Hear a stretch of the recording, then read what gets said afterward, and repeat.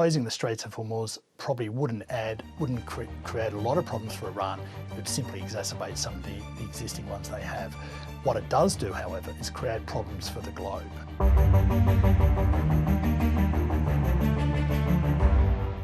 What options do you believe Iran is weighing in response to those US strikes on nuclear sites? No, thanks for having me on. There are a number of options they'll be considering. The one that's been talked about the most is blocking the Straits of Hormuz. The Straits of Hormuz is, if you want, the choke point coming out of the Gulf into the broader ocean. And 25% of the world's oil goes through there, 40% of the world's LNG exports flow through that strait. Now, that is an option that could be that Iran, certainly the Iranian parliament's demanded the military forces blockade the Straits of Hormuz. Whether they do so is another question, because they may not have the capacity to do it. Another option that it could be looking at is attacking the oil fields in Saudi Arabia and maybe the UAE. But again, to do so would be to invite serious retaliation, not just from Saudi Arabia, the UAE, but also likely from the United States. And finally, an option which has sort of been talked a bit about is they could unleash various groups within Western Europe and the United States to cause havoc there. Again, I'd look at them and go, there's going to be a range of things I'll be considering, not least whether they should be doing anything at this stage. As you say, there has been much focus on the Strait of Hormuz and whether Iran could disrupt the global oil trade and force an economic cost on the international economy. What impact would closing the strait have, first, on Iran's own economy? I think, let's put into context, about 22 million barrels a day go through the Straits of Hormuz, of which Iran is somewhere between 1.6 to 2 million barrels a day. It's a bit unclear what their actual export numbers are, but this would not have a huge impact on the Iranian economy, because the economy's already got major problems with a series of sanctions where you've got inflation sitting at, the IMF says it's 45%. In reality, it's much higher. You've got chronic underemployment within the workforce, and now you're going to have some serious constraints around the provision of basic services. And so closing the Straits of Hormuz probably wouldn't create a lot of problems for Iran. It would simply exacerbate some of the existing ones they have.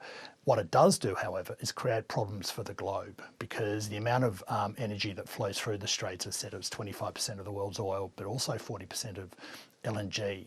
That would have a serious impact, which is why I think you've started to see some of the markets already just waiting to see what the Iranian response is. I mean, the oil price is always a pretty good indicator of what people are thinking. And while the oil price jumped over, I think, $80 odd a barrel, has come off a bit. And there's just as the market's waiting to see how Iran responds to all of this.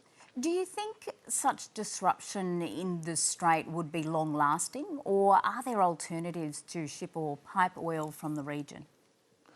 Look, there are some alternatives, but no, so it would be long-lasting. But I think the issue is, does Iran have the capacity to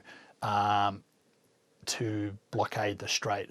I think the reality is their naval base in Bandar Abbas, which is quite near the Straits of Hormuz, they got attacked on over the weekend as well. And whether they've got any vessels that are capable of doing it is really an open question. And I think if there was something that could blockade the strait, it would have to be a very significant military presence. And again, I come back to it, does Iran have the capability at this stage?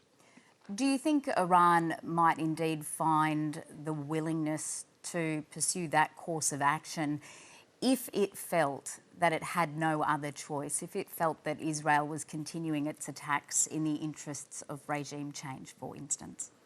I think, will Iran pursue this course of action? There are certainly factions or groups within Iran that are demanding it. Whether they do is now the big question, because there are alternatives, which is if they try to blockade the Straits of Hormuz, then they're going to invite retaliation, probably on a much larger scale than what's already occurred.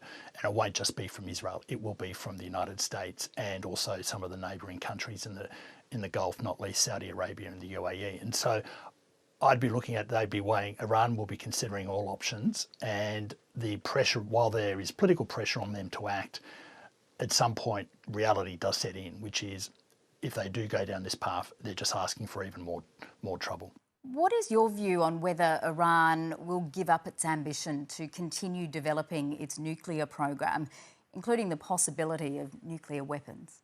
I think Iran has had this program in place for a long time, and it's one of the things that, sort of certainly has precipitated the attack, where Iran was, the IAEA report from last month was very revealing in that the extent of which Iran had accelerated the enrichment of uranium up to 60%. And so they were sitting on significant stockpiles and then being able to take that and create, convert it into weapons grade material. And so I think Iran has spent a lot of money and a lot of resources on developing this program. It's hard to see them walking away from it. However, at the end of the day, if this is about regime survival, they may have no choice. And the other part of this is I don't think we should lose track that one of the other issues that's going to come up, it's not just about the nuclear program, it's also about Iran's ballistic missile capability and how that is dealt with going forward. Okay. Keeping in mind everything you've just said, does that mean that you believe there's next to no chance of Iran re-entering negotiations with the United States? No, I don't. No, I don't actually think there's a pretty high chance that they'll be looking to re-enter negotiations. It's going to be on what terms? And I mean, there's various reports have come out of, particularly out of Turkey, over various messaging between Iran and the United States. And I think at some point there will be discussions, but again, it's going to be on what terms and who's going to be having to give up what to do that. Patrick Gibbons, great to speak to you. Thank you very much.